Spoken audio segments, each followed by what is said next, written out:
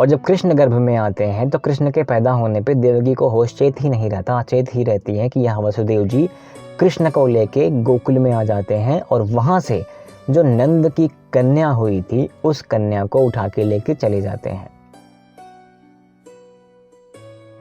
नमस्कार मित्रों, स्वागत है आप सभी का श्री महाभारत के इस कथानक में। और कथानक जो पहुंचा हुआ है आदि पर्व से होते हुए कि द्रौपदी का स्वयंवर हो चुका है।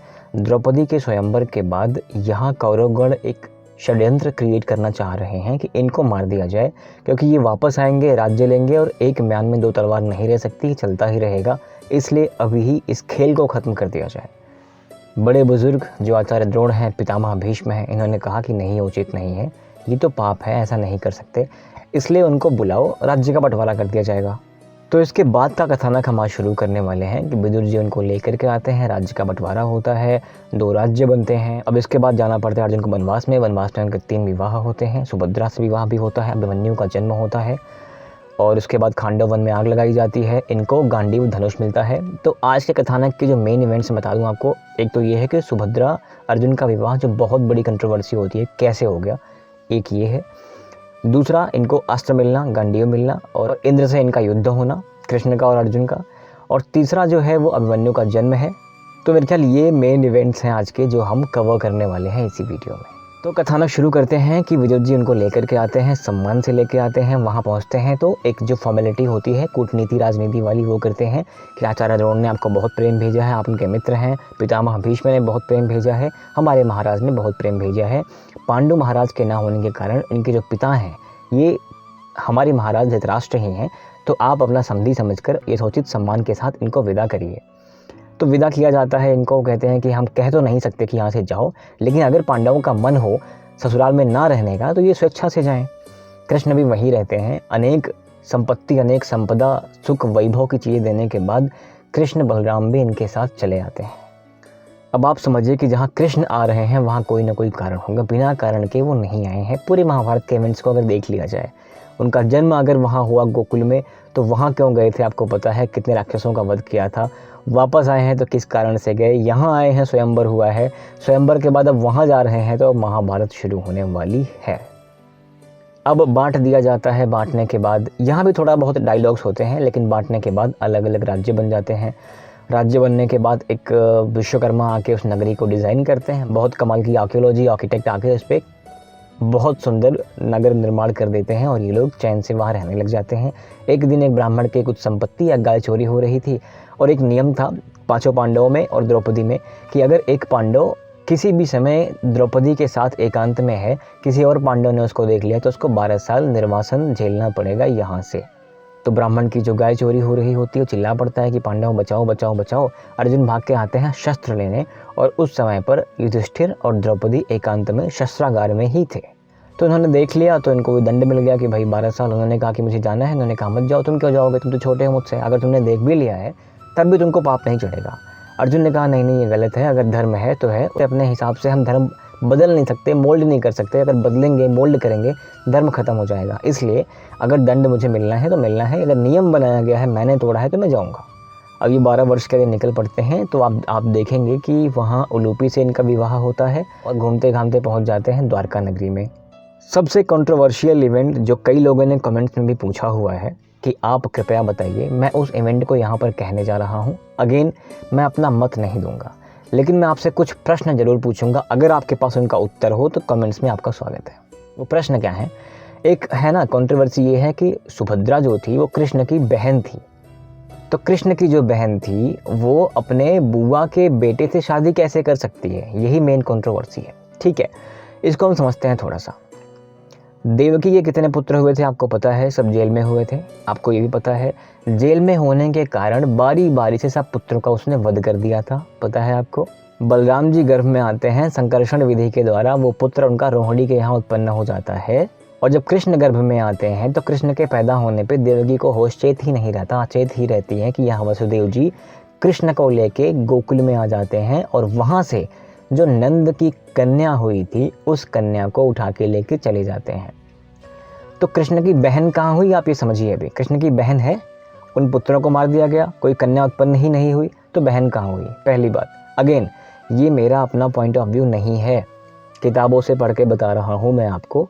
और महाभारत समझने के लिए आपको थोड़ा सा वेदों में जाना पड़ेगा, पुराणों में जाना पड़ेगा। बहुत सारा आपको इवेंट यहाँ पे मत्स्य पुराण में मिलने वाला है और अन्य अन्य पुराणों में मिलने वाले हैं। तो यहाँ से आप रिलेट क्या पता कर पाएँ।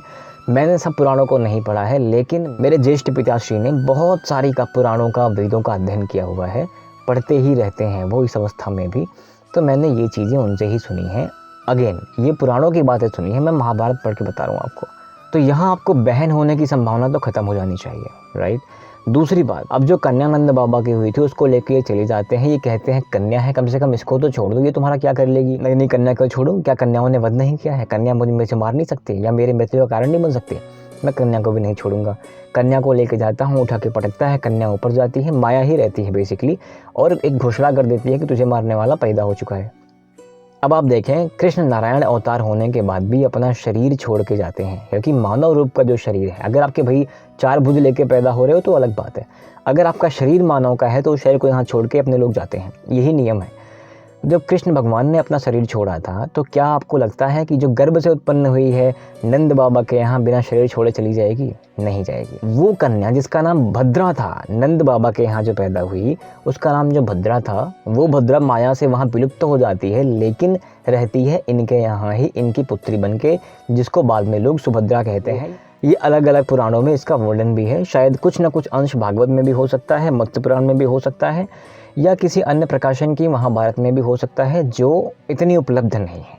तो बस आप ये समझ जाएं कि कृष्ण की जो बहन है सुभद्रा है, वो कैसे होती है। महाभारत में भी स्पष्ट बहन तो लिखा ही नहीं गया है। कृष्ण भगवान ने अर्जुन से कहा था कि ये सारण की बहन है, यानी कि मेरी भी बहन हुई है नहीं, ठीक है। ये महाभारत का बता रहा हूँ मैं आपको।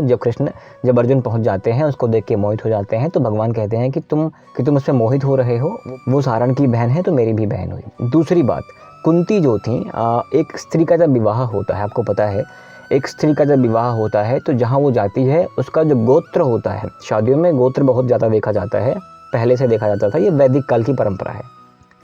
एक स्त्री का जब विवाह होता है तो गोत्र, अपने पति का गोत्र वो धारण कर लेती है।